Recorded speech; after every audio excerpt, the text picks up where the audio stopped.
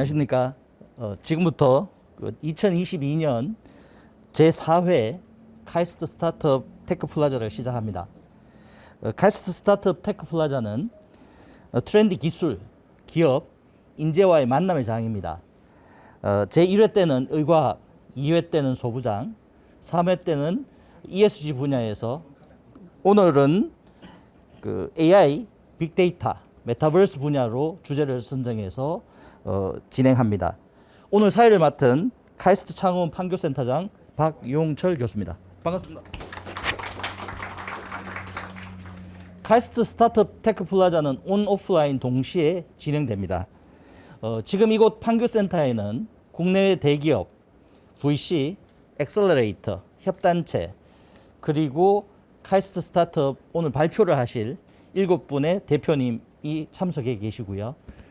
온라인 줌으로는 대전 본원, 문지 캠퍼스, 서울 홍릉 캠퍼스 등지에서 교원분들과 재학생 그리고 졸업생분들이 참여하고 계십니다. 오늘 첫 번째 시간은 차구 원장님이십니다. 김영태 원장님께서 오프닝 해주시겠습니다. 박수로 환영해 주시기 바랍니다.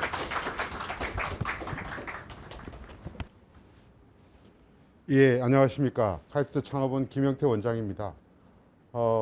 저희가 KSTP라고 카이스트 스타트업 테크 플라자라고 기술과 인재 그리고 투자, 고객 만남의 장을 시작한 지가 벌써 올 봄에 4월부터 시작했는데 지금 9월에 네 번째 행사를 하게 되었습니다. 뭐 처음에는 사실 좀 이게 워킹 하겠나 이런 생각으로 시작을 했습니다만 지난 6월에는 굉장히 많은 분들께서 KDB 넥스트 라이즈의 ESG 관련된 토픽에 많은 관심과 참여를 해주셔가지고 이게 좀 잘 될 것 같다 이런 생각으로 가을에도 계속 하는 걸로 방향을 잡고 또 내년까지도 계속 이어가면서 기술 분야별로 좀 더 깊은 분야를 건드리고 좀 더 넓은 분야를 커버해 나가는 그런 방향을 잡고서 이번에는 가장 핫한 AI, 빅데이터, 메타버스 영역을 주제로 삼았습니다. 아마도 우리 박 선생님께서 설명하시겠지만 이번에 이 주제 관련해서 이번 달에 KSTP를 개최하고 아마 다음 달에도 같은 주제로 제 2부 개념으로 계획을 진행할 계획입니다. 오늘 이 자리에도 방금 우리 박 선생님 말씀 주신 대로 다양한 이해관계자가 온 오프라인으로 참여하고 계신데 뭐 이런 일들이 계속적으로 꾸준히 진행되어야지만이 아마 관계되시는 분들께서 이게 그냥 일시적인 행사가 아니라 실질적인 교류와 협력의 장이다 이런 인식을 더 갖게 되실 거고 더 많은 분들이 관심을 보이라고 생각합니다. 저희 행사의 특기할 점 중에 하나는 수요 대기업들께서 점점 많이 더 관심을 갖고 계시는 겁니다. 초창기에는 두 개 대기업인가에 불과했습니다만 지금은 7개, 8개를 넘어가고 있고요. 계속적으로 이 수요 대기업의 참여, 관심을 확보하기 위해서 저희 창업원은 열심히 노력하겠습니다. 그래서 투자자와 또 기업가, 다양한 생태계의 플레이어들께서 우리 이 행사에 지속적인 관심과 참여를 부탁드리면서 좋은 시간 되시기를 바랍니다. 감사합니다. 네, 김영태 원장님 고맙습니다. 다음은 기술 사업 세미나입니다. 오늘 발표는 SM 컬처스 파트너스 박준형 이사님께서 하시겠습니다. SM 컬처 파트너스는 SM 엔터테인먼트의 CVC입니다. 신성장 동력을 발굴하고 있고요. 오늘 주제는 기술을 만나 무한히 확장하는 문화입니다. 박수로 환영해 주시기 바랍니다.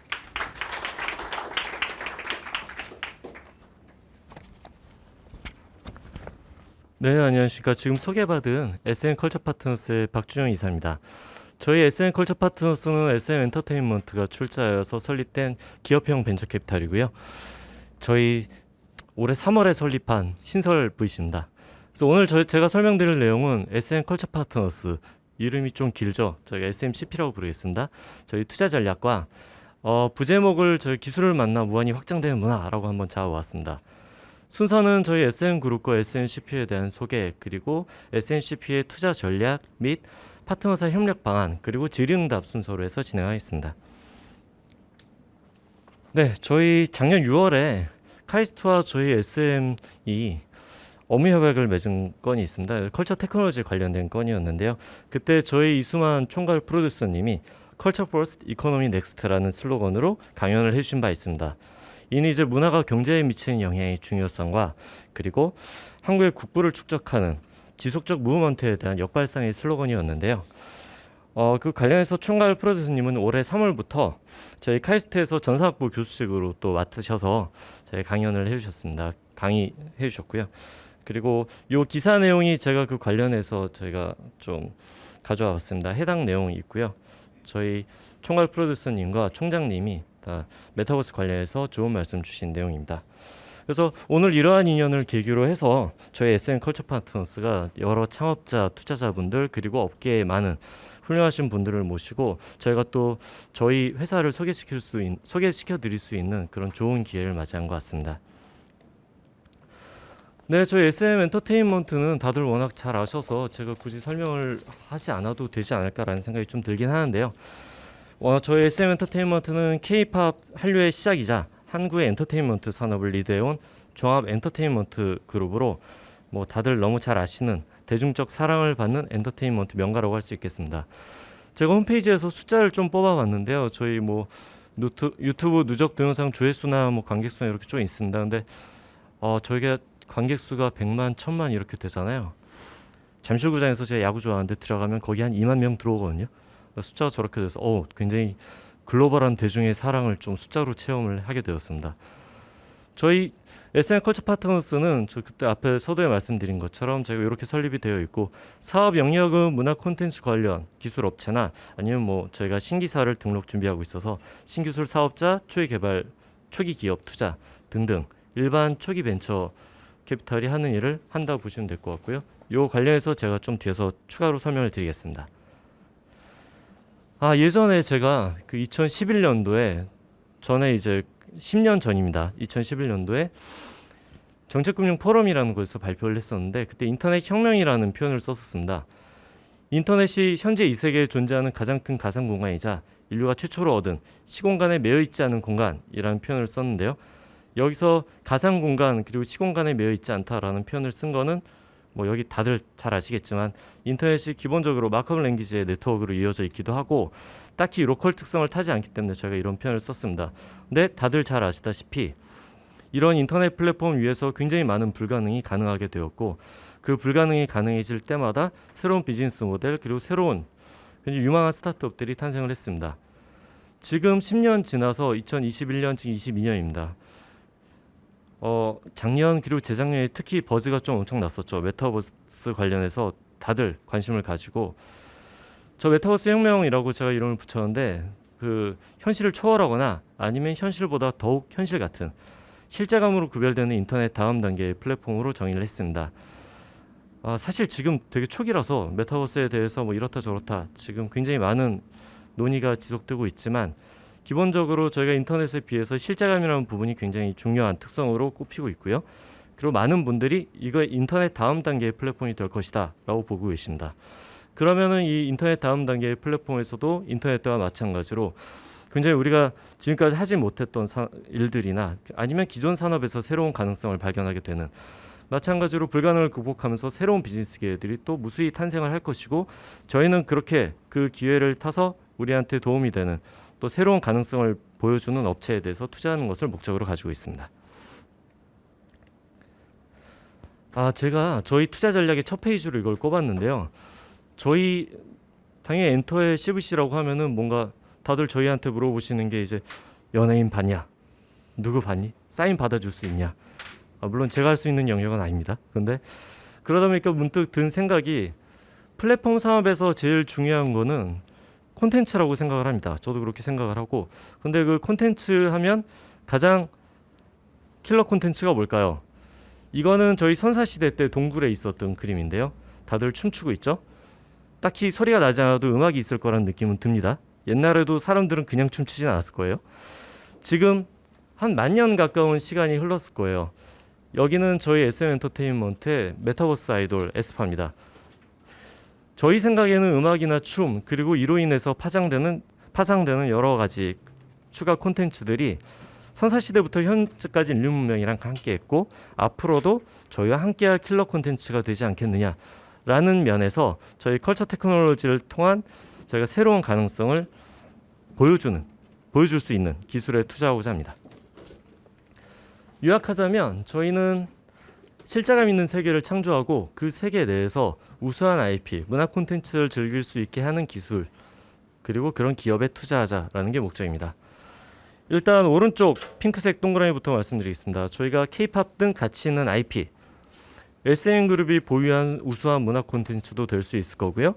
저희가 투자한 회사는 파트너사라고 명명하는데 SMCP 파트너사의 가치 있는 IP 그리고 플레이 투 크리에이트로 유저들이든 아니면 새로 참가하는 플랫폼에 있는 사람들이 지속 생산해내는 콘텐츠를 저희가 이 왼쪽에 있는 원 안에 있는 메타버스 기반 응용 기술 뭐 뒤에서 좀 더 설명을 드리겠습니다만 새롭게 가능해진 콘텐츠를 창조하거나 아니면 플랫폼 내 참여자 간의 상호작용 기존 산업의 메타버스화를 통한 새로운 가치 창출과 이를 지원하는 인프라 기술 또 유저단 기술 등등을 합쳐서 저희가 이 메타버스 내에서 내지는 메타버스가 아닌 뭐 어떤 플랫폼이든 기술을 만나서 무한히 확장하는 문화를 만들어 나가고자 하는 게 저희의 목적이자 그렇게 할 수 있는 기업 파트너사를 구하는 게 저희 회사의 목표라고 할 수 있을 것 같습니다. 투자 전략을 좀 디테일하게 제가 좀 뽑아봤습니다. 저희 메타버스 내 신규 융합 사업을 좀 유연하게 분류할 필요가 있을 것 같아요. 이거는 저희 투자 전략 중에서 메타버스에 해당하는 건들인데요. 근데 저희가 다들 아시다시피 메타버스의 기술이라고 하면 굉장히 카테고리가 많습니다. 기술 하나도 쭉쭉쭉쭉 쪼개서 나가거든요. 근데 그렇게 하면 투자하는 사람 입장에서는 어떤 큰 전략을 세우기가 굉장히 어렵다라는 특성에서 기인해서 저희가 한 4가지 정도 티어를 나누어 보았고요. 각 분류별 기술 성숙도나 성장 가능성, 시장 기대 등을 고려해서 저희가 투자 기대 수익이나 리스크를 측정해서 투자를 하는 것을 저희 비이클로 삼고 있습니다. 일단 밑에 4번부터 설명을 드리겠습니다. 아마 컴퓨터학이나 이런 쪽 전공하신 분들은 이 레이어 체계가 굉장히 익숙하시죠. OSI 7레이어나 뭐 많잖아요. 그런 거랑 유사하게 저희가 4번째 인프라스트럭처부터 시작을 하면 저희가 컴퓨터로 무언가 플랫폼을 구축하게 되면 한 3가지 정도 자원이 필요하죠. 컴퓨팅 파워, 스토리지, 뭐 네트워크 밴드위스 등등입니다. 그래서 그런 기반 시설을 만들어 줄 수 있는 기술, 광대역 무선 통신망도 될 수 있고요. 뭐 패러렐이나 디스트리뷰트 시스템도 될 수 있고요. 그리고 그 위의 티어로는 기존 레거시 사업들이 메타버스로 이동하면서 시공간 제약을 초월해서 새롭게 가치가 생성되는 산업입니다. 단지 그냥 메타버스로 플랫폼이 바뀌는 게 아니라 예를 들어 뭐 원격 의료가 VR, AR이 적용되면서 그 전에 못했던 무언가를 할 수 있는 비즈니스 모델이 생긴다든지 뭐 그런 것들이 이제 3번째 레이어에 속하게 될 거고요. 그 위에는 저희가 인터랙션이라고 해서 이 메타버스의 하나의 큰 플랫폼 내에서 각 객체들끼리 서로 거래 등등을 통해서 이루어지는 가치 창출을 이야기합니다. 그래서 기존 인터넷 기반 산업에서 검증돼서 이미 시장이 존재하지만 여전히 성장성 면에서 매력적인 분야를 저희가 2번째 레이어로 해서 검토를 하고 있고요. 첫 번째는 저희가 어떻게 보면 가장 하이 레벨이자 저희 엔터 쪽 저희 특성과 맞는 거라고도 할 수 있겠습니다. 메타hum을 활용한 엔터테인먼트 활동이나 AI를 통한 작곡, 작사, 뭐 등등 크리에이션 활동입니다. 그래서 이쪽은 기술 초기인 만큼 향후 사장될 가능성도 있고 다른 기술이 도입될 수도 있고요. 경쟁에서 실패할 수 있는 리스크 등도 존재하지만 또 성장 임팩트도 그만큼 크다고 저희가 생각을 하고 있습니다. 그래서 이 이후는 이제 협력 방안 그리고 저희가 어떻게 기업들을 지원할 수 있는 그런 내용인데요. 저희가 학계 엑셀러레이터 등 네트워크를 활용해서 파트너사를 탐색하는데 이때 오늘 저희 이 자리를 마련해 주신 카이스트 창업원이나 주요 대학 기술주를 통해서 저희가 후보 기업들을 탐색을 할 거고 저희와 같은 목적을 갖고 있는 창업투자회사나 엑셀러레이터나 등등 공동 투자 기업을 탐색할 예정입니다. 두 번째로는 저희 그룹과 시너지 발휘 가능한 그런 기업군을 컨택을 해보고 또 같은 목적을 가지고 있는 전략 분야 LP 저희 오늘 대기업 분들도 많이 오신 걸로 알고 있는데 만약에 저희가 방향이 같고 기업한테 충분히 줄 수 있는 시너지가 있다고 하면은 저희가 협업해서 투자하는 방향을 세워나갈 생각입니다. 그리고 글로벌 진출 관련해서도 저희가 사실 아까 처음 말씀드릴 때 3월에 신생한 VC라고 해서 적혀 있다고 다 할 수 있는 건 아닙니다, 솔직히. 그런데 저희의 방향 자체는 이제 해외 네트워크를 갖고 있는 계열사, 뭐 파트너사 등등과 해서 대기업 POC라든지 해외로 뻗어나가는 사업의 그 성장성을 높이는 작업을 할 거고, 그 네 번째로는 저희가 업계에 있는 아무래도 이쪽 기술들이 좀 어렵다 보니 저희 뭐 당연히 저희 카이스트와 그리고 전자기술연구원 등등 이렇게 좀 어느 정도 기술력을 가진 분들에게 저희가 비즈니스 모델을 검토하는 그런 자리를 마련하고자 합니다.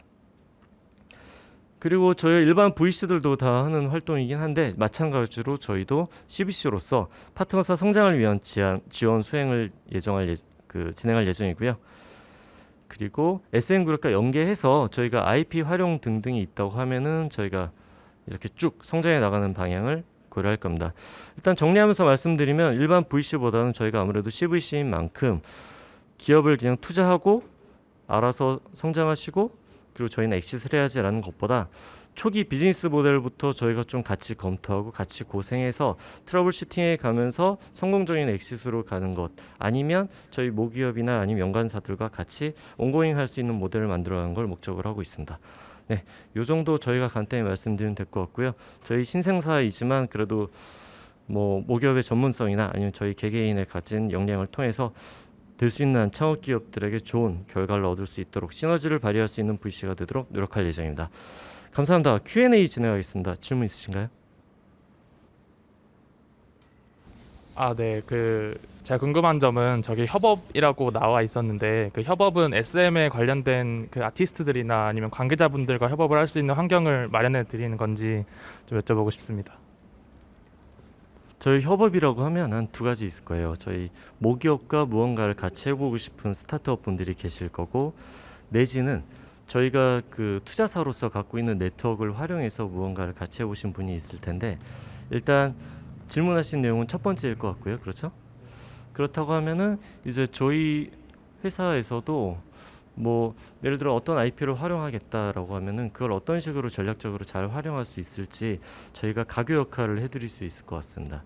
그래서 뭐 아마 저희 SM한테 이제 스타트업이 바로 와서 이렇게 협업하거나 그런 게 좀 부담스러우실 수도 있고, 또 저희가 투자한 회사와는 또 관계가 달라지니까 그런 점에서 좀 저희에게 투자 받으신 보람이 있다고 하시까 그럴 수 있을 것 같습니다.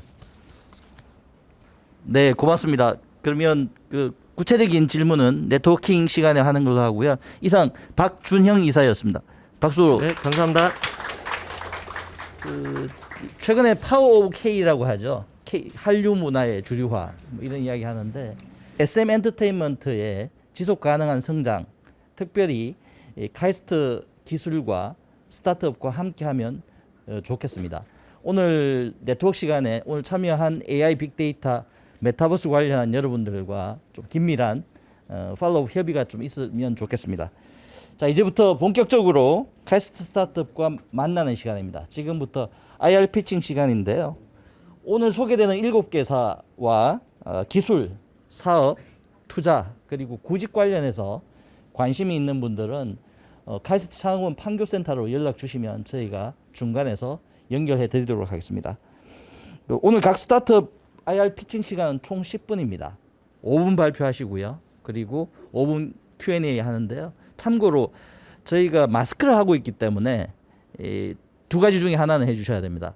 소리를 조금 더 높여주시거나 아니면 마이크를 조금 더 가까이 대시거나, 그래서 들으시는 분들이, 특별히 줌으로 들으시는 분이 조금 더 크게 들릴 수 있도록 좀 협조해 주시면 고맙겠습니다. Q&A는 온라인 줌으로 참여하시는 분들의 Q&A도 받고 있으니까요. 많은 참여 부탁드립니다. 오늘 첫 번째 시간은 2021년 상반기 E5 카이스트 1위 팀입니다.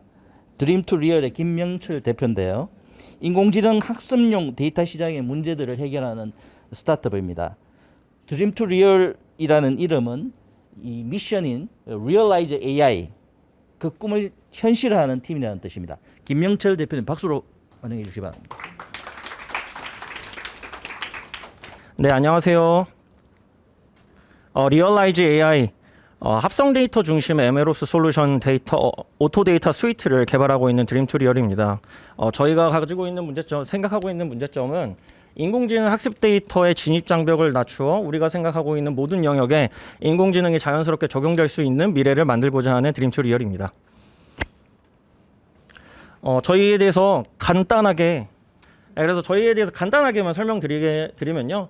아무래도 시뮬레이션 이제 합성 데이터 중심의 기반이 아직 고객들에게 생소하실 겁니다. 그래서 그렇기 때문에 어떤 데이터가 좋은 데이터냐, 어떤 데이터가 좋은 합성이냐에 대한 평가 지표나 이런 부분도 없습니다. 그래서 저희가 그런 부분에 대해서 저 처음으로 지금 연구를 진행하고 있고요. 이런 연구 분야를 기반으로 저희가 특허 작업도 같이 동시에 진행을 하고 있습니다. 그리고 이제 POC 관련해서가 저희 현재 스텝이 POC를 진행하면서 PMF를 검증하고 있는 단계인데요. 지금 이제 여러 회사들과 진행을 하고 있고, 그리고 또 오늘 사실 이 자리에 제가 신청한 이유가 지금 저희가 POC를 진행을 더 하기 위해서 지금 그 기업분들을 컨택하기 위해서 사실 이 자리에 왔거든요. 그래서 추후에 네트워킹 시간에 POC 관련된 부분에 문의 있으시면 저한테 연락 주시면 감사드리겠습니다. 그리고 저희가 정량적으로도 그럼 너희 합성 데이터 지금 생소한데 얼마만큼 지금 있냐라는 부분에 있어서 저희가 지금 3D 데이터적으로만 이제 한 10,000건 이상을 구축을 지금 진행하고 있고요. 그리고 2D 이미지로는 96만 장 정도 지금 작업을 진행하고 있습니다.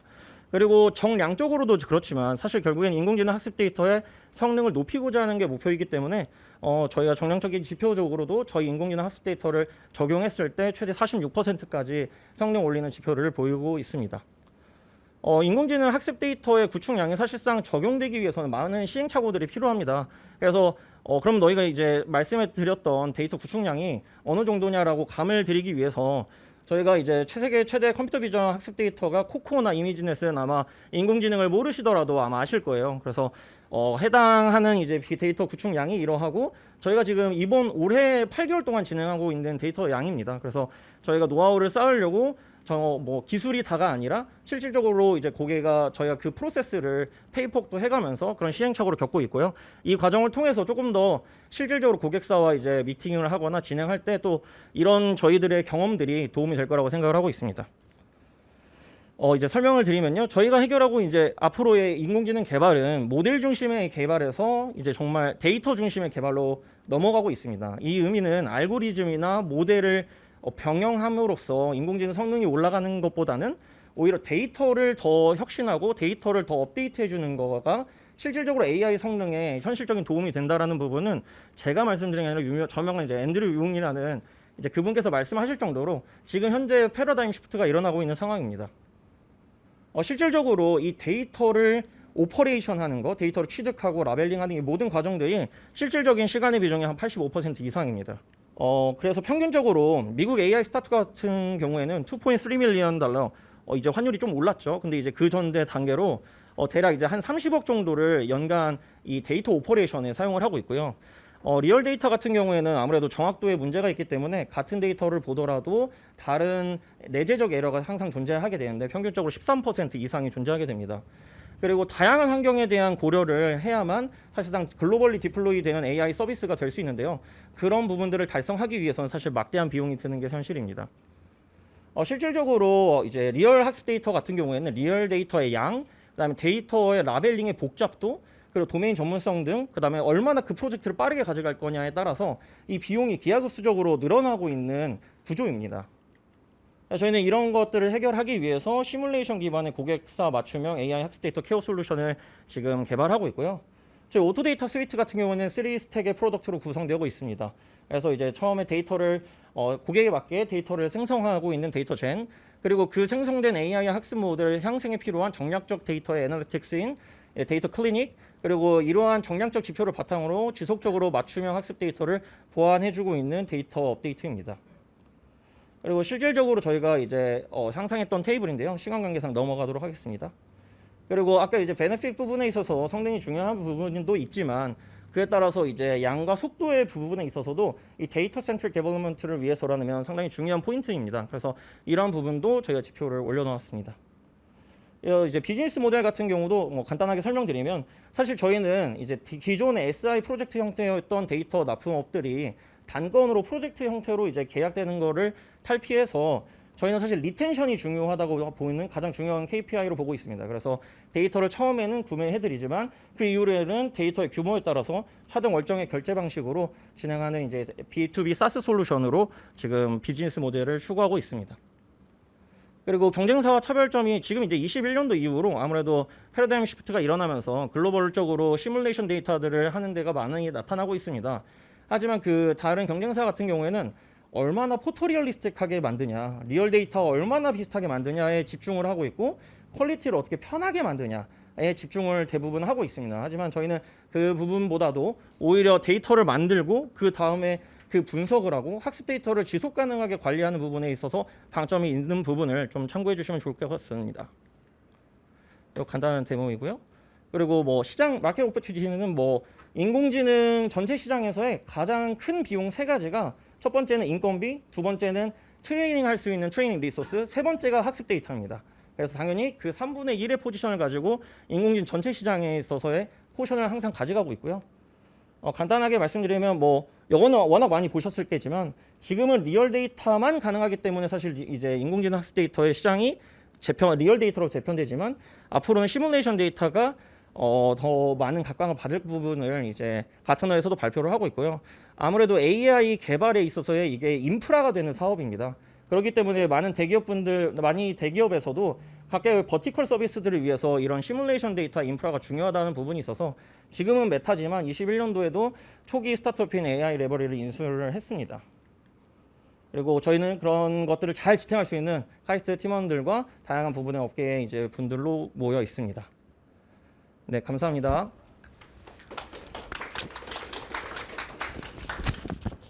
네, 질문 받겠습니다.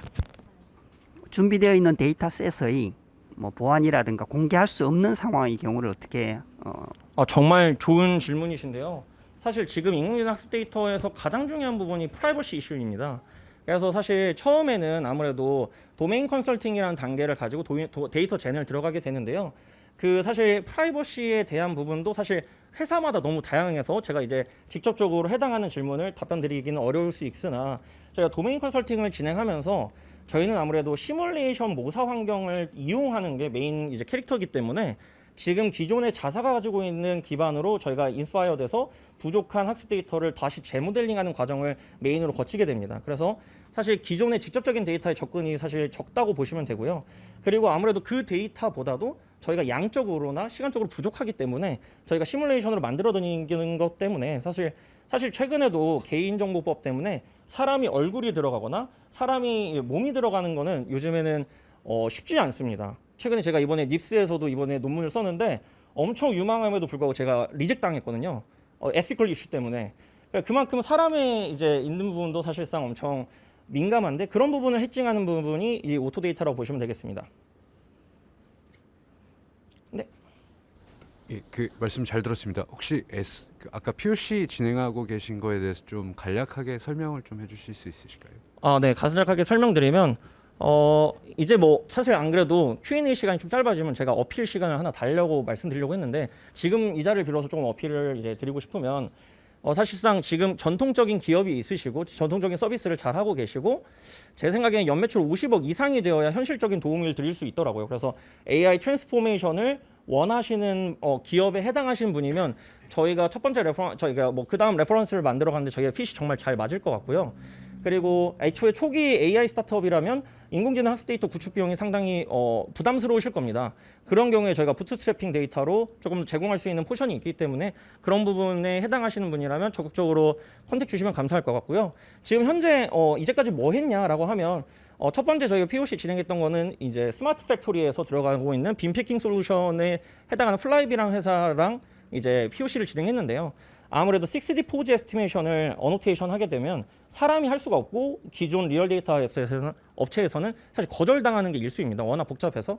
그래서 저희가 그런 부분들을 저희 시뮬레이터로 제작을 해드렸고요. 그리고 좀 더 궁금하신 부분이 있다면 좀 이따 네트워킹 시간에 저한테 컨택 주시면 감사드리겠습니다. 네, 고맙습니다. 좀 마지막 어필 한번 해도 될까요? 그리고 제가 이 자리에 온 거는 사실 저희가 저희의 인공지능 학습 데이터의 문제점과 부족 문제를 해결하기 위함인데요. 그 문제를 해결할 수 있는 드림 투 리얼 리얼라이저들이 계시다면 연락 주시면 감사하겠습니다. 네, 고맙습니다. 드림트리얼의 김명철 대표였습니다. 목소리에 자신감이 느껴지나요? 제가 이 팀한테 여쭤봤더니 장점이 뭐예요? 이렇게 여쭤봤더니 우리는 자신감이 충만합니다. 빠른 실행력을 가지고 있습니다. 그리고 무엇보다 팀, 예, 그런 그 장점이 있다고 이야기해 주셨는데요. 조금 전에 간략하게 팀원이 필요하다고 말씀을 하셨는데 좀 구체적으로 이야기 드리면 AI 시뮬레이션, 소프트웨어 엔지니어, 그리고 AI 리서처, 데이터 구축 PM을 찾고 있습니다. 관련된 부분에 관심이 있으신 분들은 판교센터로 연락 주시면 됩니다. 다음은 두 번째, 이번 팀은 2021년 하반기에 E5 카이스트 1위 팀입니다. 플립션의 정훈진 대표인데요. 가상 얼굴 합성을 통해서 버추얼 휴먼 제작 AI 솔루션을 제공하는 스타트업입니다. 박수로 환영해 주시기 바랍니다.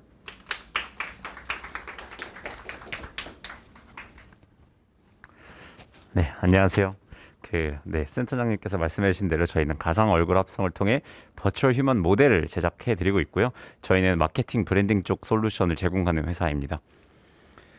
네, 뭐 보시다시피 제 얼굴에 뭐 이런 식으로 뭐 바꾸는 그런 컨셉이고요. 네, 저희가 이제 브랜딩 마케팅 쪽으로 타겟팅하고 있는 이유는 어떤 모델을 쓰느냐에 따라서 그 브랜드에서 파는 제품들의 레비뉴가 달라집니다. 뭐 이런 모델을 썼을 때 어떤 타겟층을 타겟을 하는가, 또 이런 모델을 했을 때 어떤 타겟층을 타겟을 하는가, 또 그에 따라 레비뉴가 당연히 달라지게 되겠죠.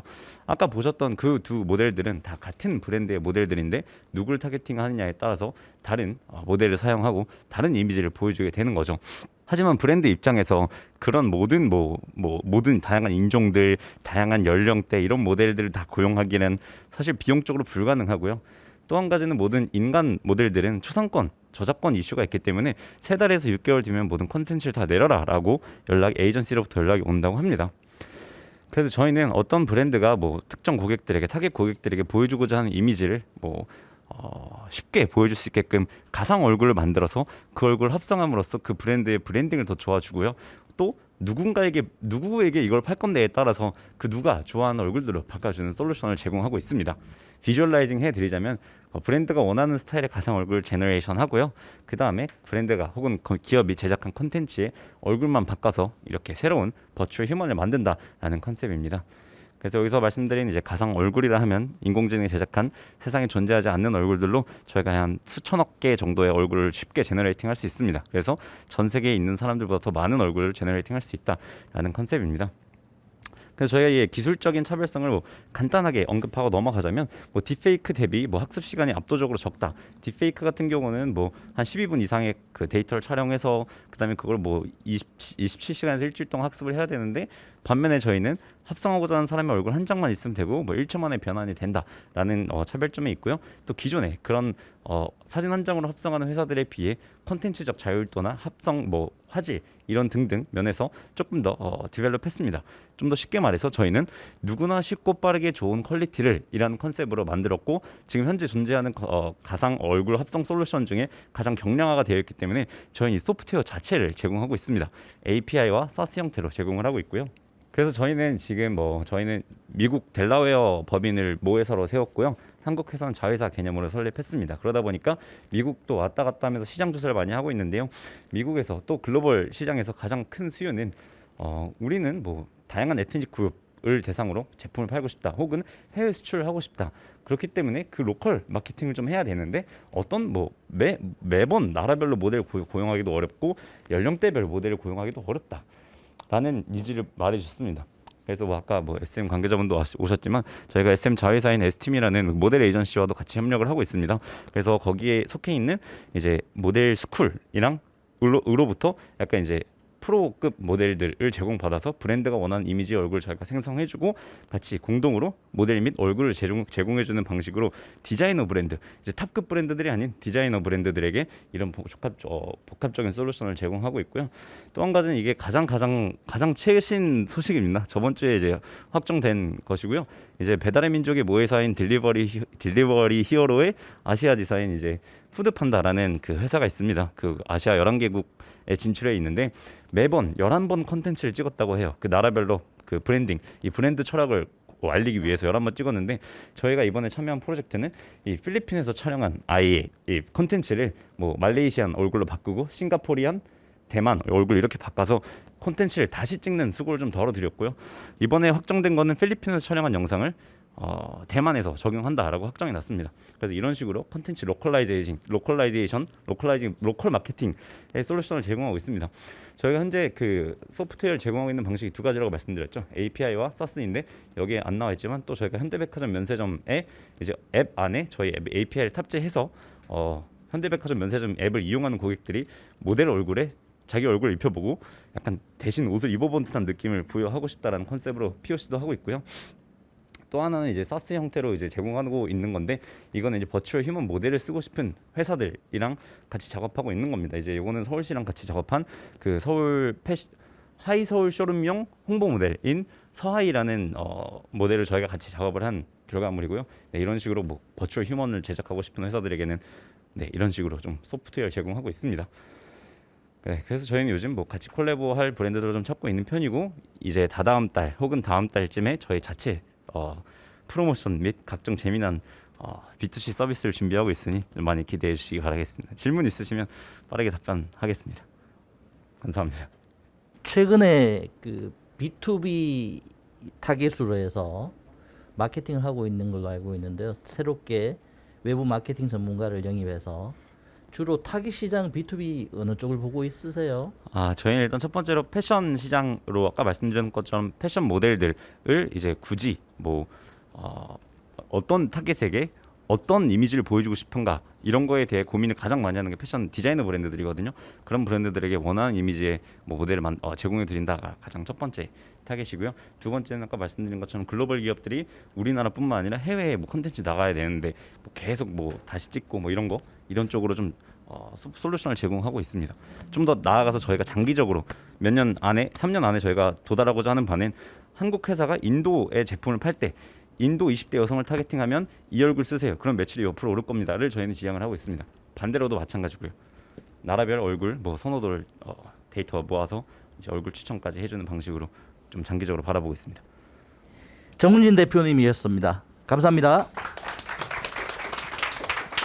그 패션 마케팅 분야에 지금 도전하고 계시는데요. 좀 좋은 성과가 있기를 응원합니다. 다음은 세 번째 플로틱의 이찬 대표입니다. 물 흐르듯 하는 물류를 지향하는 스타트업인데요. 특별히 플로틱은 플로트와 로보틱스, 로지스틱스를 합성해서 장명한 한 스타트업입니다. 사업을 위한 선택과 집중 그리고 팀워크, 스피드 측면에서 장점이 있다고 했는데요. 실은 그거보다 올 1월에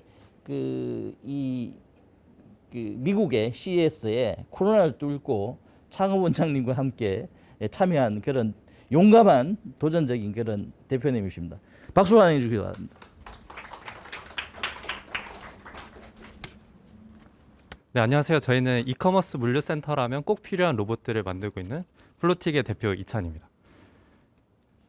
네, 저희 플로틱은 특히 이커머스 물류센터 중에서도 가장 관리가 어렵고 수작업으로 많이 하고 있는 출고 프로세스를 타겟으로 해서 개발하고 있습니다. 이제 피킹이라는 프로세스는 저희가 마트에 가면 카트를 끌고 장을 보듯이 주문한 상품들을 이제 집어서 이제 출고를 하는 그런 작업인데요.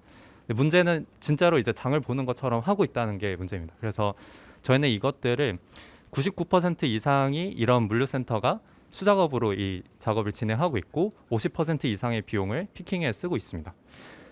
그래서 저희 플로틱은 로봇과 AI 기술을 활용해서 가장 빠르고 효율적인 피킹 프로세스를 제시하고 있습니다. 그런데 여기서 많이 듣는 질문을 이제 타파하기 위해서 처음 가져와 봤습니다. 그래서 서빙 로봇이랑 우리 로봇이 하는 일이 뭐가 다른가의 차이인데요. 저희는 이동하는 로봇을 넘어서서 작업을 하는 로봇을 만들고 있습니다. 그래서 저희는 서빙 작업과 물류 작업을 비교할 필요가 있습니다. 서빙 작업은 하루에 이제 100건 정도 이상의 주문을 이제 A to B 이동하는 단순 반복 작업이라면 실제 물류센터에서는 이제 10,000건 이상의 주문을 이제 다양한 물동량과 다양한 환경, 다양한 물성을 가진 그런 물건들을 옮겨야 되고 그 이면에는 오더들을 분석을 해야 되는 그런 작업 자체의 차이가 있습니다. 그렇기 때문에 다른 작업을 위해서는 다른 로봇이 필요하다고 생각합니다.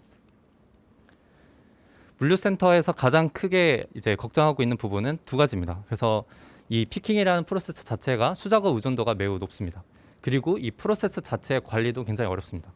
그런데 수작업으로 많이 하고 있다 보니까 관리는 어렵고 관리가 어려우니까 수작업에 의존하고 있고 이런 악순환이 계속되고 있는데 이 두 가지 중에 한 가지만 타파해서 해결되는 문제가 아니기 때문에 이 두 가지를 모두 한 번에 해결할 수 있는 하나의 프로덕트가 필요합니다. 저희는 그런 종류의 프로덕트를 만들고 있습니다.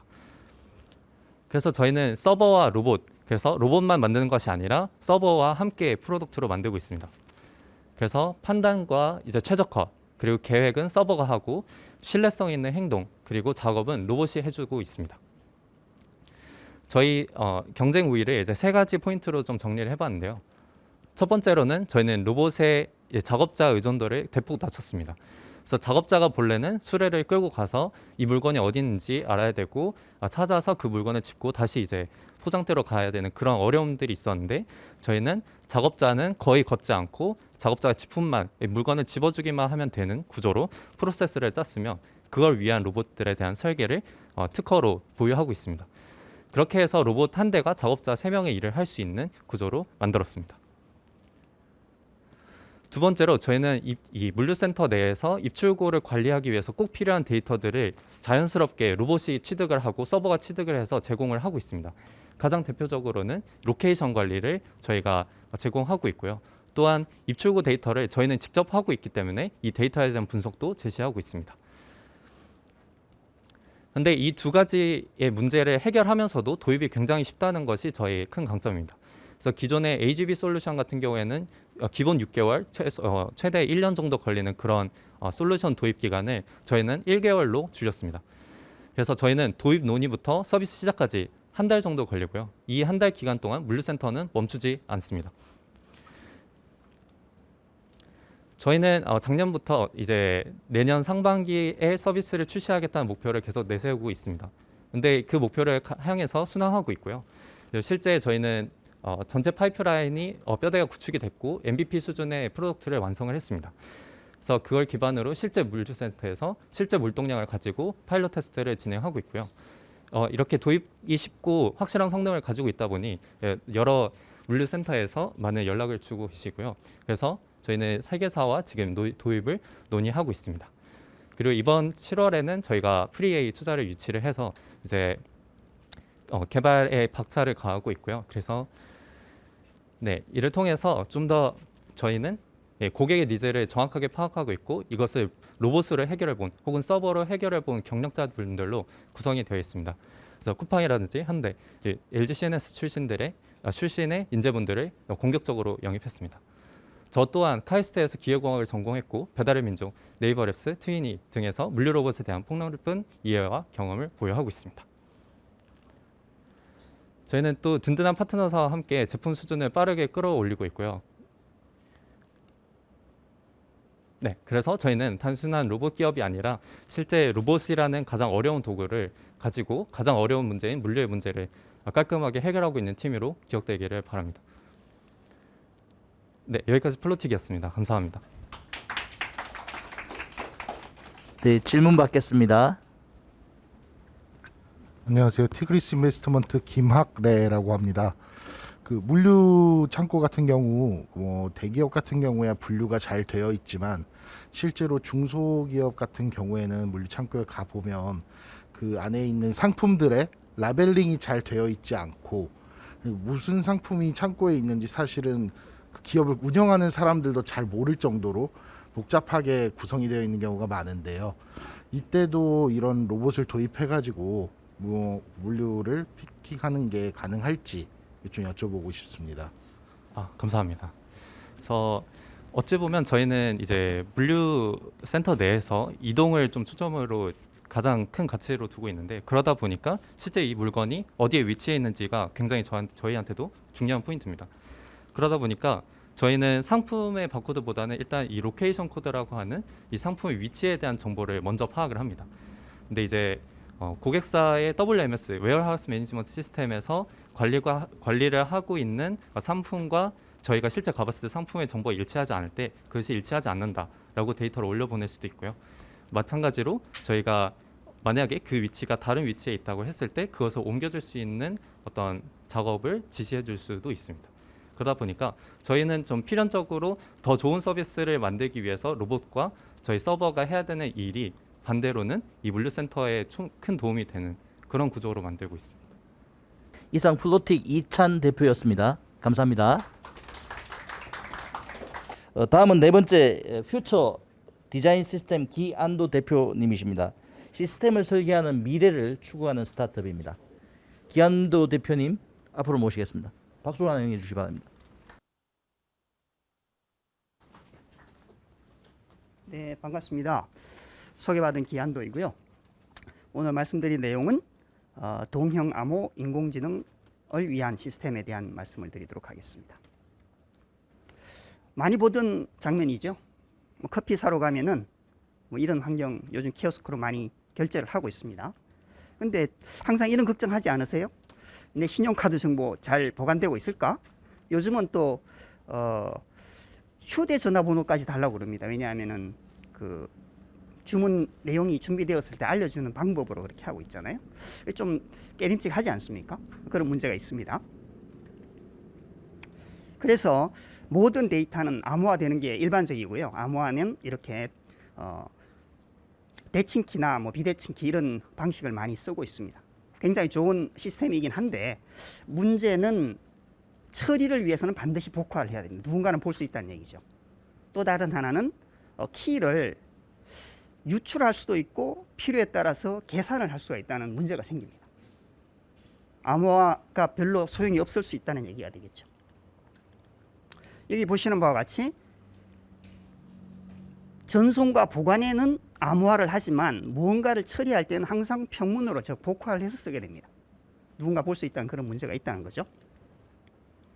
가장 많이 쓰는 게 이렇게 비대칭키라는, 여러분이 이제 OTP도 쓰고 많이 하실 텐데 거기에 쓰는 기본적인 개념이 이 공개키 암호화입니다. 이 공개키 암호화는 공개키와 비밀키가 있는데 공개키는 누구한테나 다 공개를 합니다. 비밀키는 자기만 가지고 있는데 이 비밀키가 노출되지 않는 이상 암호화가 보장된다는 의미가 될 텐데 불행히도 이 공개키가 양자 컴퓨터가 나오면은 해결이 되어버린다는 얘기죠. 지금은 공개키에 대응되는 비밀키를 찾는데 한 100만 년 걸린다고 그러는데 양자 컴퓨터가 들어서면은 몇 초 만에 해결이 된다는 문제가 생깁니다. 그래서 나온 것이 양자 내성 암호화라는 것이 있는데요. 좀 더 복잡한 암호화 기법을 쓰는 거죠. 그렇지만 여전히 무언가를 하려면은 복화를 해서 즉 암호를 풀어서 사용한다는 문제가 생깁니다. 여전히. 그래서 생각할 수 있는 방법이 무언가를 처리할 때 복화를 하지 않고 하는 방법이 있으면 좋겠다. 이게 이제 암호화학의 성배라고 그러는데요. 굉장히 좋겠죠. 암호화된 상태를 가지고 처리를 한다면은 누구도 내용을 볼 수 없기 때문에. 그래서 2011년 MIT 이머징 테크놀로지로 선정된 것 중에 하나가 이 동형 암호라는 것이 있습니다. 동형 암호의 핵심은 무엇이냐? 처리를 할 때 암호화문을 그대로 사용한다는 겁니다. 아무도 볼 수 없다는 그런 장점이 생기는 거죠. 굉장히 좋은데 왜 그러면 그동안 잘 쓰이지 않았을까? 한 가지 문제가 있습니다. 시간이 오래 걸립니다. 계산하는데. 암호화된 상태에서 무언가를 하기 위해서 굉장히 많은 양의 컴퓨테이션이 필요하다는 문제가 있는 거죠. 그 컴퓨테이션이 복잡하지는 않습니다. 지금 복잡한 수식을 써놨는데 그냥 다항식이에요. 다항식을 곱하거나 더하거나 나누기 이런 걸 하면은 우리가 원하는 암호화된 상태에서 계산을 하게 되는데 저 다항식이 굉장히 큽니다. 항수가 32kilo, 한 항에 이 코에피션트가 500빛, 600빛 이렇게 됩니다. 그래서 현재 사용하고 있는 컴퓨터에서는 단순하게 계산이 어렵다는 문제가 있어요. 그래서 기존의 암호화에 비해서 한 10만 배 이상의 계산 성능이 필요하다는 결론이 나옵니다. 그래서 현실화가 어렵다는 문제가 있는 거죠. 그래서 암호학을 전공하시는 분이나 수학을 하시는 분이 다양한 기법을 적용을 하고 있는데 그것이 여기 나와 있는 이런 기법들이 되겠습니다. 근데 이것조차도 계산량이 많기 때문에 저거를 어떤 형태든 가속을 해야 됩니다. 그래서 하드웨어를 이용해서 가속할 필요가 있다라는 것이고요. 현재 타겟팅하고 있는 성능은 어느 정도이냐 하면은 7레이어 그 CNN 즉 컨볼루셔널 네트워크의 가장 간단한 형태의 네트워크 AI 네트워크를 암호화된 상태에서 트레이닝을 하는데 한 1년 정도 걸립니다. 그거를 몇 시간 수준으로 가속을 했으면 좋겠다. 그게 최근의 목표이고요. 그걸 바꿔 얘기하면은 암호화되지 않은 인공지능 네트워크를 트레이닝 하는데 한 1시간 정도 걸린다면은 그거를 10배 정도 느리게 한 10시간 정도까지는 맞추고 싶다. 현재까지의 기술적인 목표가 되겠습니다.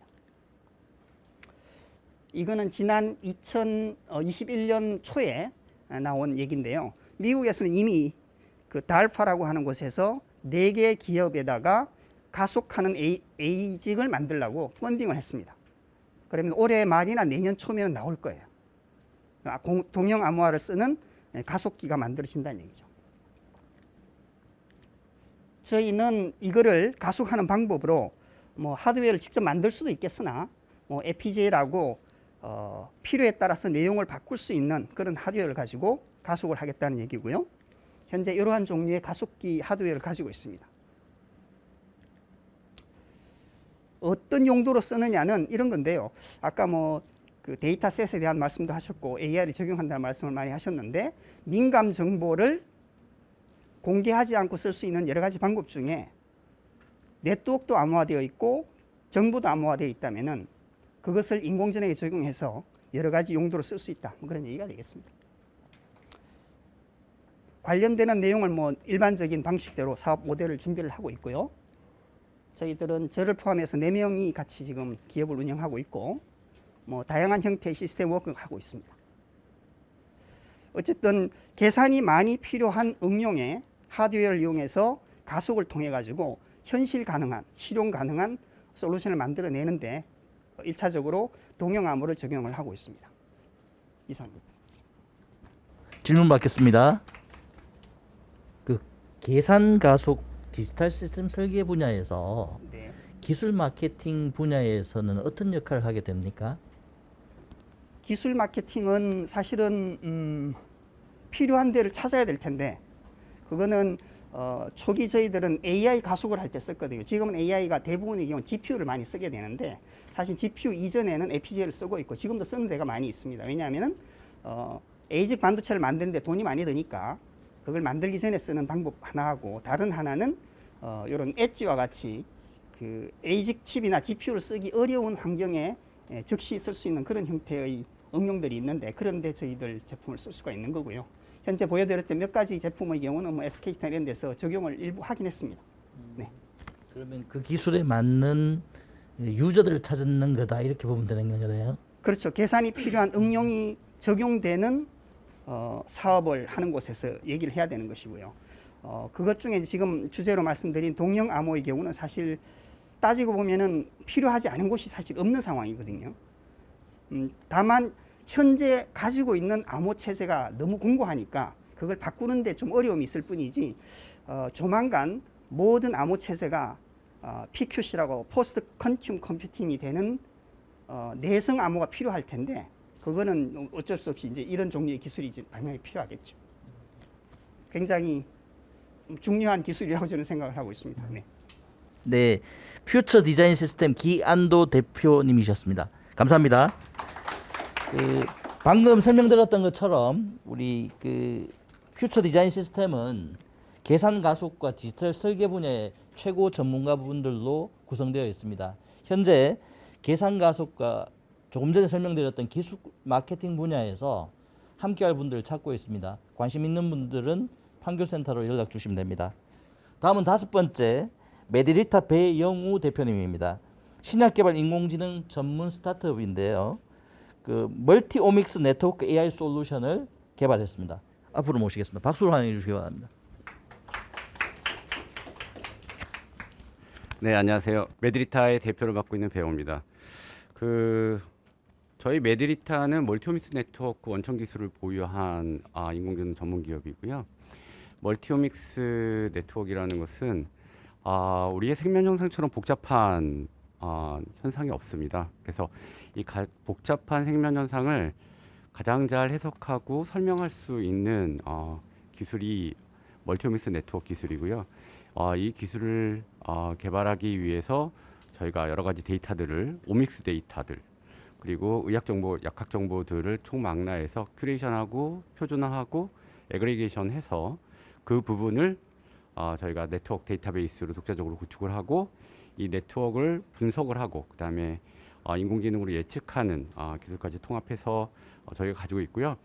이거는 생명 현상은 세포의 최소 단위가 이제 생명 현상의 최소 단위가 세포인데 세포에서부터 전신에 이르기까지 스케일이 다 틀리고 단위별로 상호작용하는 것이 다 틀리거든요. 그래서 그 부분을 멀티오믹스 네트워크라는 것을 이제 해결을 한다라는 거고, 저희가 이 멀티오믹스 네트워크 인공지능을 우선적으로 적용할 영역으로 이제 신약 개발 영역을 보고 사업을 전개해 나가고 있고요. 이 부분에서 신약 후보 물질 발굴하는데 저희가 초점을 둬서 신약 개발의 파라다임을 혁신하기 위해서 지금 노력을 기울이고 있습니다.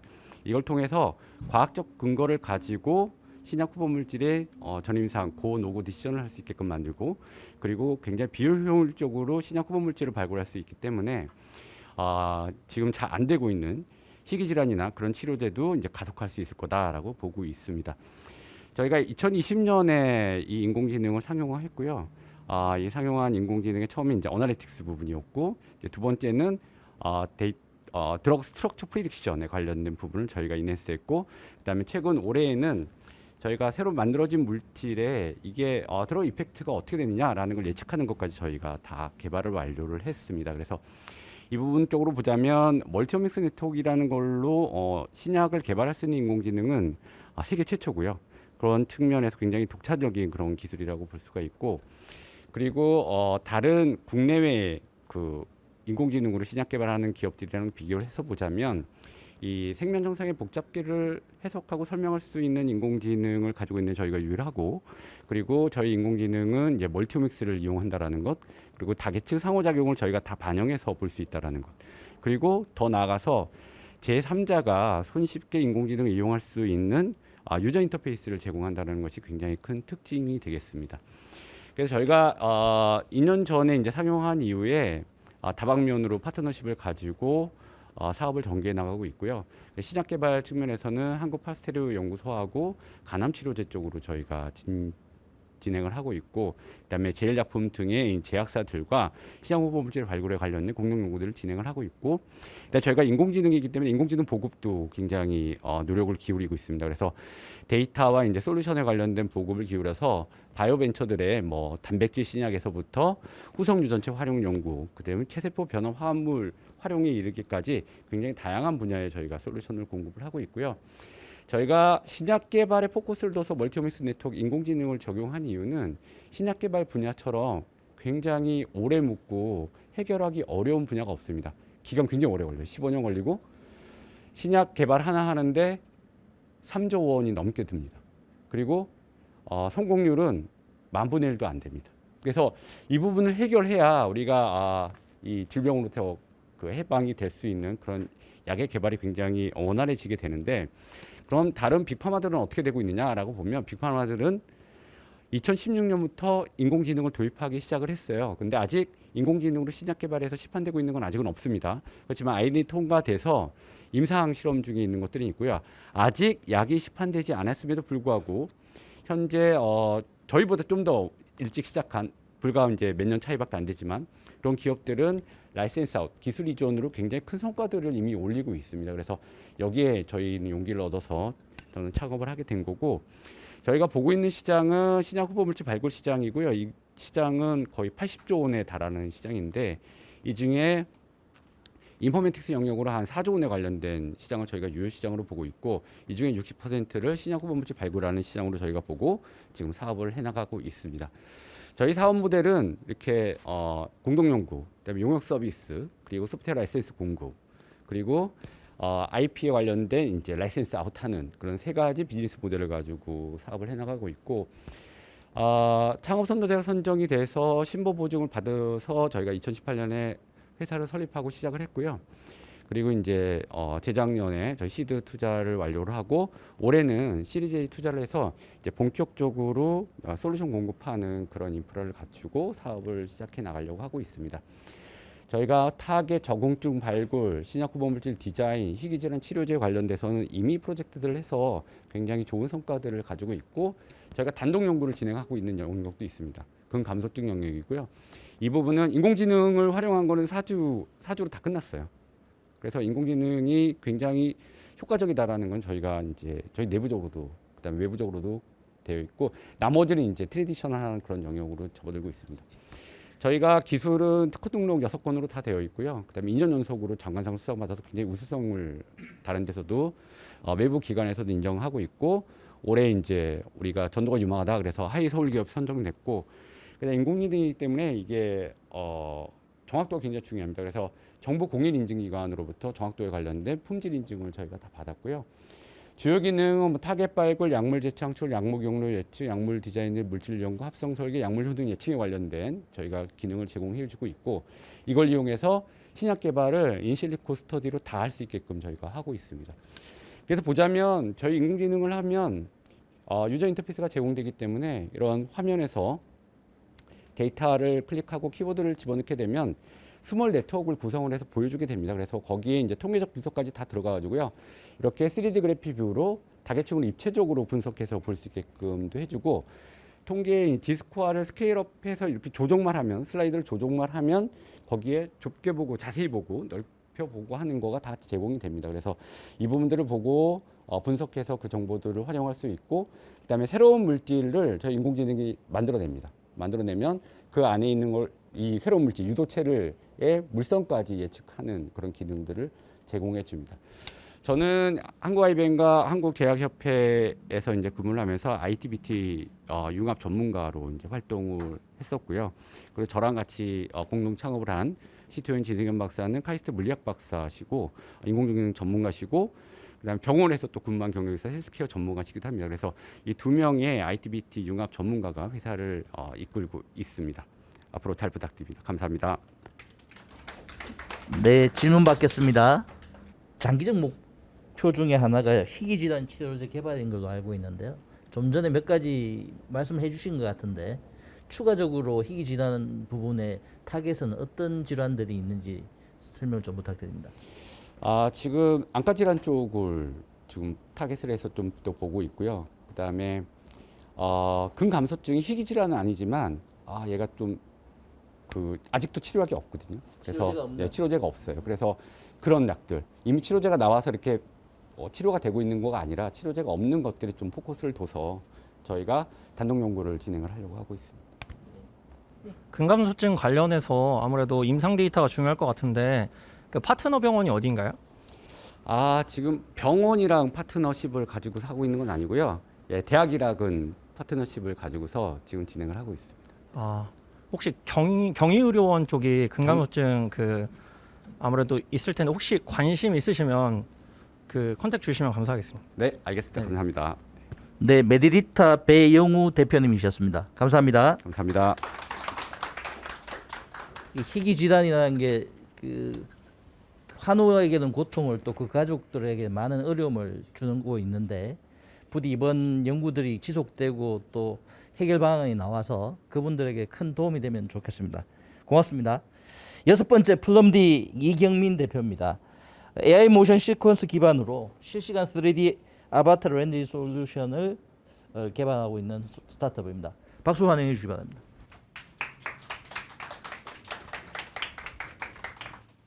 네, 안녕하세요. 웹캠 한 대로 실시하는 아바타 풀 트래킹 솔루션 아바톡을 개발하고 있는 플룸디의 이경민입니다. 네, 가운데 보이시는 이 캐릭터는 버추얼 유튜버 코드미코입니다. 하지만 이 버추얼 유튜버의 실체는 오른쪽 하단과 같이 실존하는 사람입니다. 이 실존하는 사람이 저런 복잡한 장비를 착용을 하고 자신의 모션을 실시간으로 따라하는 3D 아바타를 가지고 방송을 진행하시는 분들을 버추얼 유튜버라고 부르고 있습니다. 실제로 많은 팔로워스와 높은 조회수를 가지고 끊임없이 성장하고 계신 버추버들 중에 한 명입니다. 네, 이뿐만 아니라 세계 각국에서 다양한 버추버분들이 꾸준히 성장을 하고 있습니다. 이 중에서 특히나 흥미롭게 보이는 것은 저희 국내 버추얼 유튜버인 이 세계의 아이돌 같은 경우 벅스 1위, 멜론 차트 36위를 기록할 정도로 대중성을 잡아가고 있습니다. 더 이상 서브컬처만의 영역이 아닌 일반적인 대중들도 향유할 수 있는 분야로 넘어오고 있습니다. 실제로 버튜버 월별 조회수를 보시면 2016년을 기점으로 폭증하고 있는 것을 확인할 수 있었고요. 코로나를 기점으로 더욱 더 많아져서 최근에는 20억 회 이상을 조회수를 기록하고 있습니다. 또한 많은 매체를 통해서 버추얼 유튜버 시장이 관심을 가지고 있다는 것을 확인할 수 있었고요. 일본 최대 규모의 버추얼 유튜버 프로덕션 애니칼라 같은 경우는 최근 시가총액 2조 원 이상을 인정받으며 더 이상 버추얼 유튜버 시장이 작은 시장이 아니라는 것을 보여주고 있습니다. 그렇다면 이러한 버추얼 유튜버분들은 어떤 식으로 모션을 구현하게 될까요? 다음과 같은 고가의 장비들과 여러 가지 모션 슈트를 착용을 하고 진행을 하십니다. 하지만 장비 구매가가 약 1,000만 원이 넘어서 많은 분들이 굉장히 가격적으로 부담스러워하십니다. 실제로 소속사가 없는 버추얼 유튜버분들 같은 경우는 사용을 못하고 계시는 상황입니다.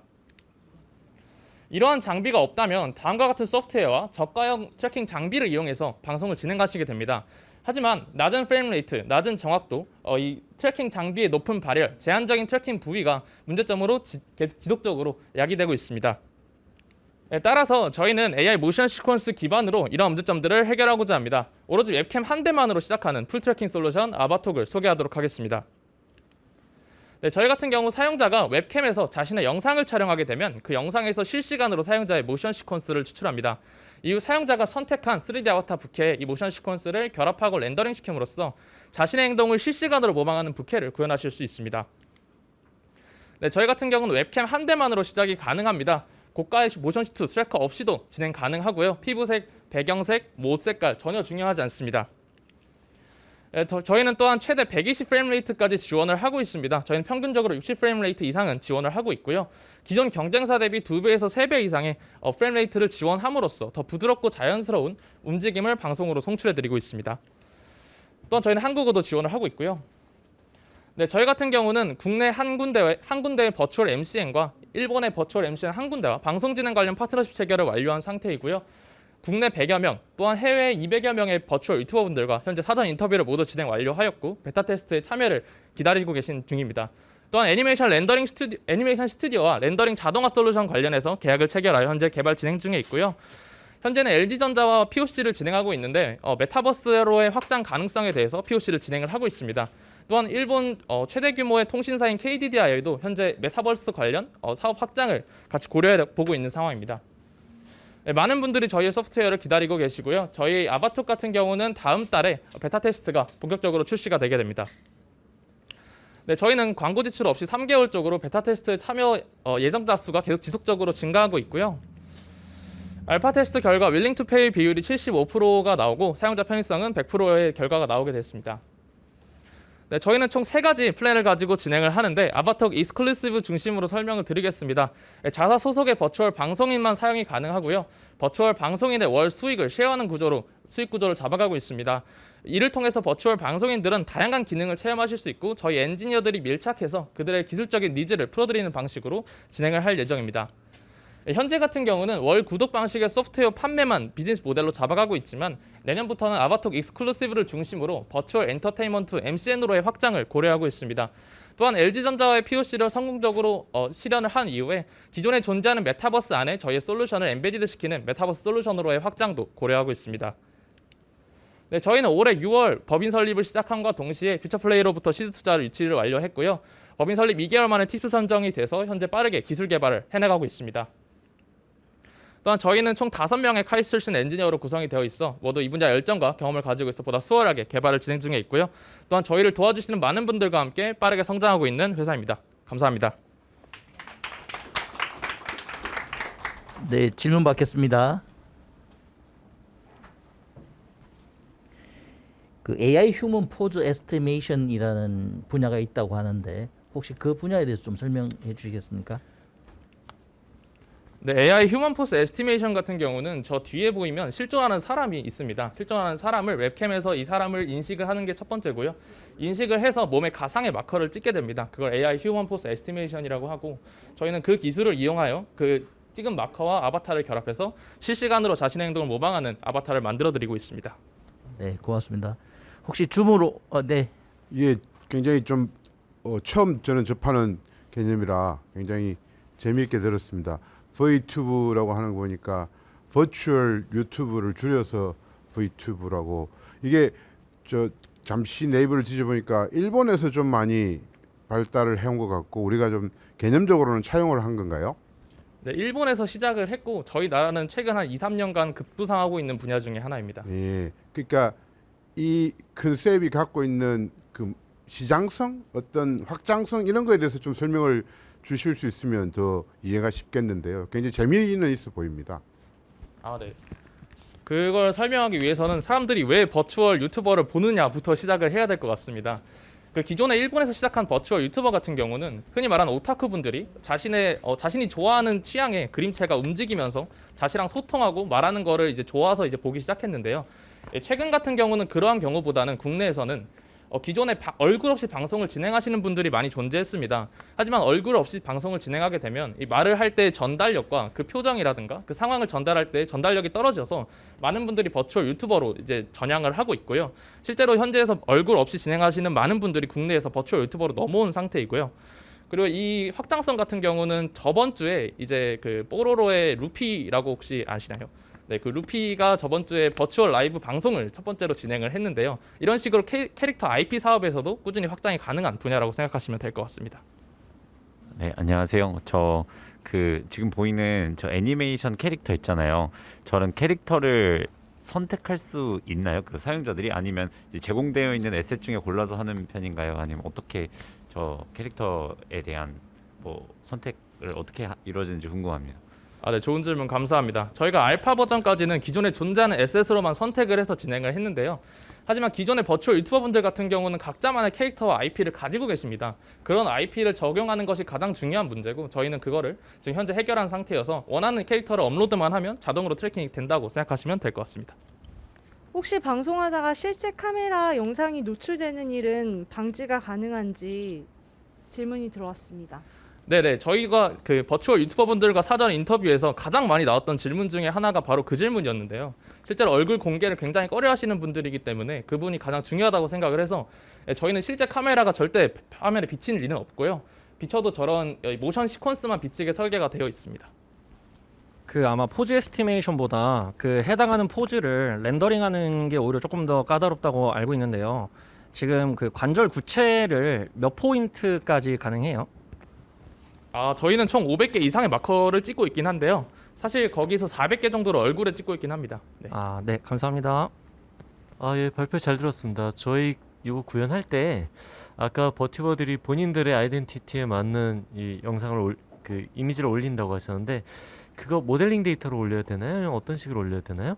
네네, 버추얼 라이브 스트리밍을 진행하시는 분들은 현재 3D 모델을 다 가지고 계십니다. 그 3D 모델을 올리기만 하면 저희가 그 관절을 인식해서 저희에 맞는 관절로 이거를 스위칭을 해서 사용을 한다고 생각하시면 될 것 같습니다.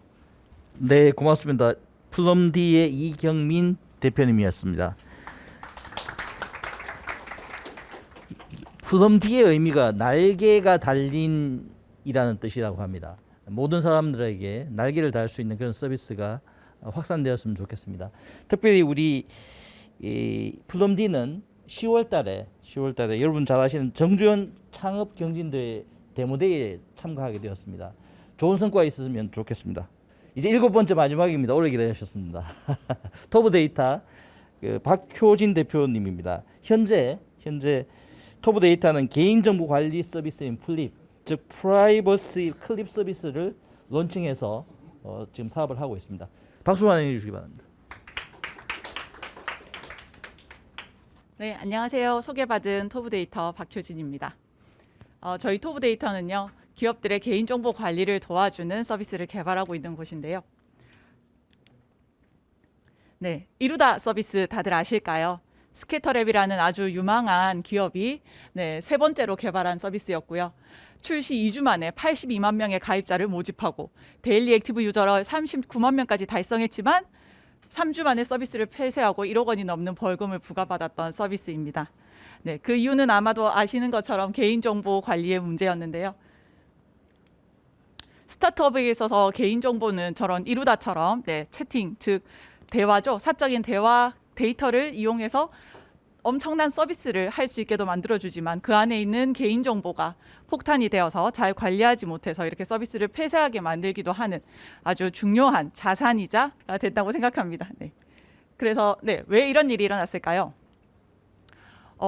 대부분 회사를 하시면서 개인정보를 수집하는데 그 수집한 개인정보를 어떻게 수집해야 되고 어떻게 처리하면 괜찮은지를 잘 모르고 서비스를 하시기 때문이죠.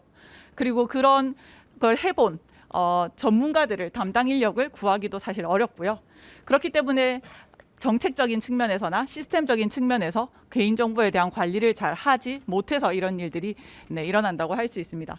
이건 마치 도로에 내가 어떤 목적지를 가기 위해서 차를 가지고 나왔는데 도로교통법을 알지 못하고 도로교통법을 알고서 운전을 해본 경험이 있는 사람조차 동승시키지 못한 채 도로에 나가서 운전을 하는 것과 마찬가지죠. 이루다처럼 사고가 나기 전까지 혹은 경찰을 만나기 전까지는 다들 괜찮다고 생각하실 수 있습니다. 네, 그럼 어떻게 저희는 이 문제를 해결해 드리려고 하냐면요. 개인정보 관리를 위해서 일단 무엇을 해야 하는지 저희가 친절하게 알려드리려고 하고요. 그리고 개인정보를 물론 전문가도 필요할 수 있지만 사실은 기업 내에서 실제로 개인정보를 다루고 있는 각 팀원들이 개발팀, 운영팀, 마케팅팀, 기획팀 담당자들이 직접 함께 참여해서 관리할 수 있어야 하고요. 그렇게 관리적인 측면의 조치와 실제 시스템에 대한 조치를 함께 하면서 운영해 나갈 수 있게 해드려야 한다는 생각입니다.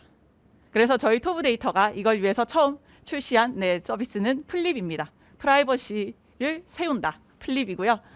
플립은 이 개인정보 관리를 한다고 하면 자 뭐부터 하셔야겠어요? 글쎄요, 암호화인가요? 네, 암호화 좋죠. 중요합니다. 네, 잘 저장해야죠. 그런데 사실은 제일 처음 하셔야 될 게 문서입니다. 동의서, 개인정보를 수집하는 게 내가 이걸 수집해서 이용해도 된다라는 근거를 확보할 수 있는 동의서고요.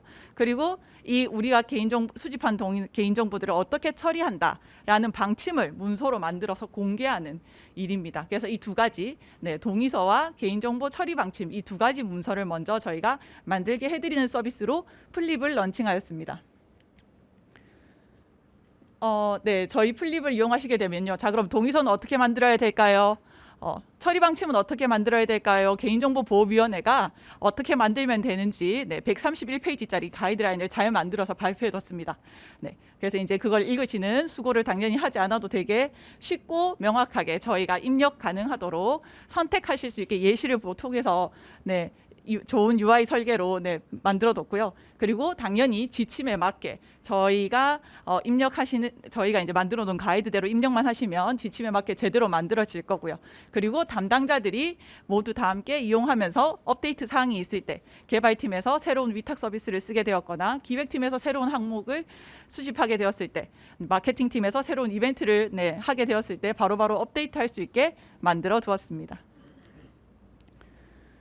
그래서 저희 이런 개인정보 관리의 시장은요. 사실 기존에는 개인정보 관리라고 하면 보안 영역이라고 하셨어요.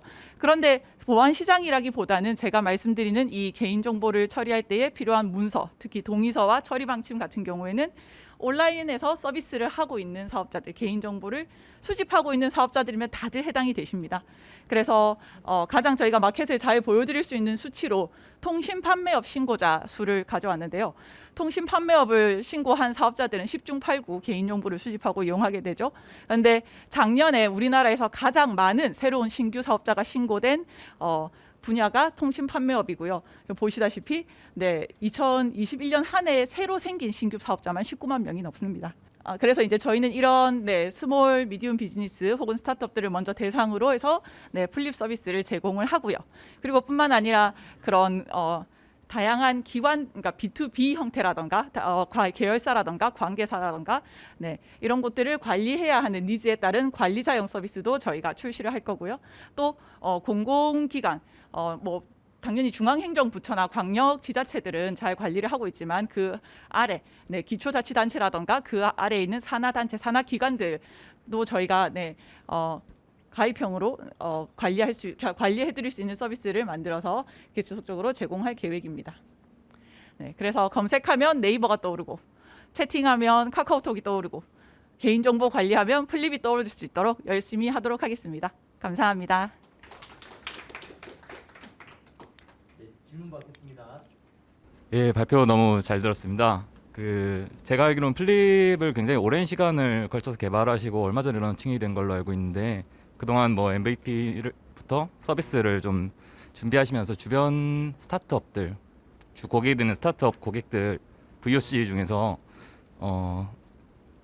제일 사업의 크리티컬한 부분을 한 꼭지만 좀 말씀해 주실 수 있을까요? 네, 좋은 질문 감사드립니다. 저희가 사실은요, 플립 서비스는 런칭한 지가 한 달 하고 이틀 되었고요. 저희 토브데이터가 2020년에 설립하고서 사실 나왔던 처음 제품은 개인정보라는 데이터를 처리하는, 그러니까 데이터가 들어오고 나가는 입출입을 모니터링하고 그 관리하는 시스템적인 솔루션이었어요. 그런데 개인정보 관리하면 당연히 개인정보 저장소 앞에서 관리부터 해줘야 되는 게 필요하다고 생각했거든요. GDPR을 대응하려고 해도 그렇고. 그런데 막상 그렇게 저희가 나가서 기업들을 만났더니 아직 아니었던 거죠. 다들 데이터를 가지고 있지만 서비스를 위해서 개발을 해뒀지 개인정보 관리를 위해 사회적 책임을 위해 데이터 관리를 하고 계시지는 않았어요. 아직 시기가 아니었어요. 그리고 그것보다도 더 심각하게는 이런 당장 개인정보라는 건 그러니까 기업의 자산이기도 하지만 고객의 자산이기도 하거든요. 그래서 개인정보보호법에서 그 정보 주주들의 권리를 보호하라고 하고 있는 것이고, 그래서 이제 이런 이유로 이 개인정보 뭘 해야 되는지를 잘 모르고 계셔가지고 그래서 시스템을 건드리기 이전에 앞서서 먼저 문서부터 있으셔야 해요 한 것이고, 저희 실제로 그래서 이제 고객사 중에서 보험 쪽 관련된 스타트업이라던가 의료 관련된 스타트업들은 저희를 만나서 이렇게 동의서랑 처리 방침을 새로 만들고, 그리고 고객들의 클레임을 받아서 고객들이 이런 문제가 내 개인정보를 왜 이렇게 처리했어요? 이렇게 처리해도 되는 거예요? 서비스 이렇게 해도 괜찮아요? 라는 항의들에 저희가 만들어진 걱정 마세요. 저희 그때 그렇게 서비스 하신다고 이야기해 주신 내용 그대로 저희가 처리 방침에 작성해 드렸어요. 이걸 주시면 되실 거예요. 하고 실제로 넘기신 사례들이 여러 건 있습니다. 그 개인정보보호법 기반으로 해서 이용 동의서를 받고 또 폐기하고 할 터인데, 그런 일련의 활동을 하는 데 있어서 토브 데이터의 플립은 어떤 강점이 있습니까? 네, 지금 플립이라는 서비스는 말씀드린 바와 같이 문서를 만들고 문서를 업데이트하고 그 문서들을 지속적으로 관리하는 데에 강점이 있고요. 네, 저희 플립이라는 서비스가 문서를 단지 만들어 드리는 데서 그칠 것은 아니고, 아까 말씀드렸듯이 저희가 기존에 이제 보유한 그런 데이터를 실제로 데이터의 입출입을 관리하고 모니터링 할 수 있는 서비스까지 연결해서 확장해 나가는 데 강점이 있을 것 같습니다. 감사합니다. 현재 여러 가지 뭐 B2B 마케팅을 하고 계시는 걸로 알고 있는데 네네. 킹핀은 어디로 보고 있으세요? 네. 저희가 사실 먼저 도와드리고 싶은 쪽이 스타트업이었어요.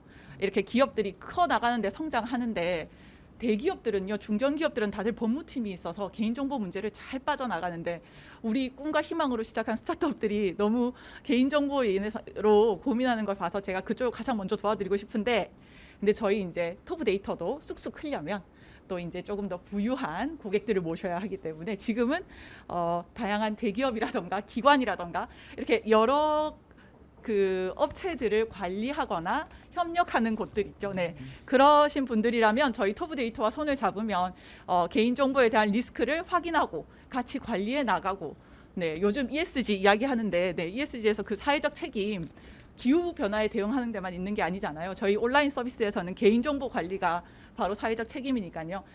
그 개인정보 관리를 함께 해나가는 혁신적인 기업 운영을 저희 토브 데이터와 함께 해주시면 좋을 것 같습니다. 네, 처음 시작할 때부터 많이 뵙고 봐왔는데 다른 앞에 6개 기업도 마찬가지인 것 같아요. 저희가 개발하는데 시간이 굉장히 많이 걸렸고, 지금 중요한 거는 매출하고 이익을 내가 어떻게 보여줄 만한 방법을 찾아야 되는, 획기적으로 증가를 해야 될 텐데 이거를 어떻게 하면 찾을 수 있을까요? 사실 매출과 수익을 내는데 시간 들였어야 되는 거지, 제품을 개발하는데 이렇게 많은 시간을 들였어야 되나. 다시 백투더 베이직으로 들어가 보면 좋을 것 같아요. 다 모든 기업도 마찬가지예요. 특히 이제 토브 데이터 좀 이야기해 주면 좋을 것 같습니다. 일단 플립 서비스는 구독형 모델로 갈 것이고요. 그래서 그 구독형 모델을 진입하기 쉬운 형태의 다수를 위한 모델과 조금 더 이제 고급 모델, 니즈 베이스로 가는 모델을 생각하고 있고요. 그리고 아까 추가로 여기 보여드렸던 것처럼 플립 포 비즈니스나 플립 포 거버먼트 같은 경우에는 구독형이 아니라 가입형으로 해서 저희가 단체 관리할 수 있는 형태로 생각하고 있습니다. 해당 서비스가 사실 보다 더 많은 분들한테 알려졌으면 하는데, 그렇다면 고객한테 접근하려고 하는 마케팅적인 계획이라든지 좀 구체적인 실행 방안이 어떤 게 있으실까요? 네. 저희가 일단 그 많은 이제 스타트업을 일일이 만나기보다는 기관 단위를 만나려고 생각하고 있고요. 그리고 저희가 또 마침 투자를 받을 타이밍이 와서 많은 VC 분들과 만나려고 합니다. VC 분들이 보유한 포트폴리오사 개인정보 관리를 저희가 함께 하는 것도 너무 좋을 것 같고요. 투자를 유치할 수 있어서 또 좋을 것 같아서 그래서 이제 투자를 고려하시는 많은 대기업을 비롯하여 이런 VC분들을 만나고 또 보육사들도 만나고 지방의 여러 기관 단체들도 만나면서 함께 비즈니스에 나갈 수 있는 기회를 만들어 나갈 계획입니다. 안녕하세요. 저 코엑스 오픈 이노베이션 파트에서 왔습니다. 코엑스가 대기업은 아니지만은 많은 기업들이 모든 전시에 몇만 명의 기업들이 참여를 하시는데요. 코엑스에 참여하시는 기업들한테 좀 더 세부적인 서비스를 드리기 위해서 정보보호 관련된 여러 가지 항목들이 좀 필요할 것 같은데 그런 것들도 좀 필터링을 해서 따로따로 관리하고 데이터화할 수 있는지 궁금합니다. 네, 물론입니다. 저희가 방금 소개드린 플립4 비즈니스를 사실 기획하게 된 계기 자체가 그런 거고요. 네, 그러니까 서비스를 하면서 여러 가지 행사를 혹은 여러 계열사를 혹은 여러 이제 단체나를 이제 관리하는 경우에는 각각이 수집하는 데이터가 다르고 이용하는 기간이 다르고요. 네, 거기에 따라서 문서를 계속 다 따로 만들어줘야 되고 문서를 따로 만든다는 건 사실은 정책이 다 따로 존재하는 거죠. 네, 그래서 문서를 통해서 이걸 명시화하고 그걸 통해서 서로 이렇게 하자라는 기반의 틀을 마련하는 형태라서 문서가 중요하고 저희가 그렇게 하실 수 있게 그렇게 하실 수 있는 서비스로 만들어뒀습니다. 지금 오픈되어 있는 플립도 들어가 보시면 서비스를 계속 여러 개 등록하실 수가 있어요.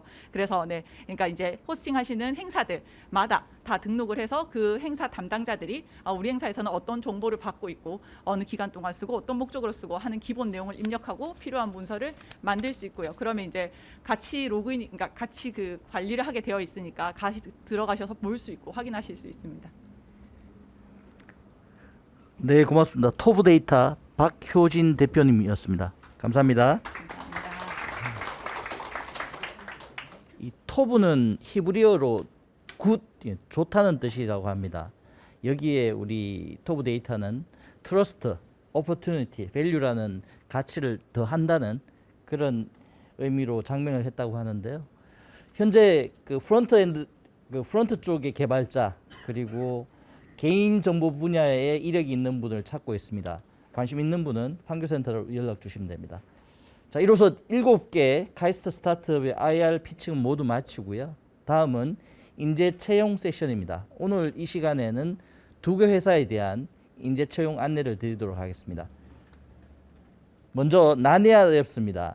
그 강남우 교수님이 현재 조천식 모빌리티 대학원에 재직 중이신데요. 그 스마트 디바이스 랩의 그 스핀오프 기업입니다. 현재 그 3D 합성 데이터와 AI 솔루션을 제공하고 있고요. 지금 모집 분야는 보시는 바와 같이 프론트엔드 개발자하고 백엔드 개발자 지금 찾고 있습니다. 현재 임직원 수는 대표님 포함해서 10분이고요. 카이스트 문지 캠퍼스에 지금 본사 소재지를 두고 있습니다. 그 학력과 전공은 무관하고요. 관련 경력은 한 3년 이상 정도 되면 취업하실 수가 있고 무엇보다 좋은 조건에서 채용할 수 있도록 우리 강남우 교수님이 특별히 신경을 쓰시겠다고 하셨고요. 채용 형태는 당연히 정직원이고 월 2회 본사 출근, 카이스트 문지 캠퍼스로에서 근무하시면 되고요. 유연 근무제로 해서 얼마든지 상의해서 진행을 할 수 있습니다. QR코드 찍으시면요. 채용 공고란하고 바로 접속이 됩니다. 좀 찍으셔서 주변에 관련되는 분들이 많이 좀 조인하는 특별히 우리 나니아랩스는 최근에 그 현대자동차로부터 오늘 여기 오원택 책임님 와 계시는데 투자도 직접 받고 팁스에도 그 지정이 되고 무엇보다 SI 측면에서 현대자동차와 사업 협력을 지금 진행 중입니다. 그래서 실전에서 지금 여러 가지 사업과 투자가 유치가 되고 있는 그런 유망한 스타트업이기 때문에 여러분들의 많은 관심을 부탁드립니다. 다음은 그 저희가 퀀텀캣의 이승훈 책임연구원님인데요. 혹시 접속됐나요, 줌으로? 예. 네, 진행하겠습니다. 지구를 위한 혁신 촉매를 슬로건으로 환경 촉매 연구 개발 생산을 담당하고 있습니다. 원자력 및 양자공학과 졸업생들 모여 나노물질 제어 전문성을 활용해 전 세계 유일의 상용화된 저온 고활성, 고안정성 촉매 개발을 생산하고 있습니다.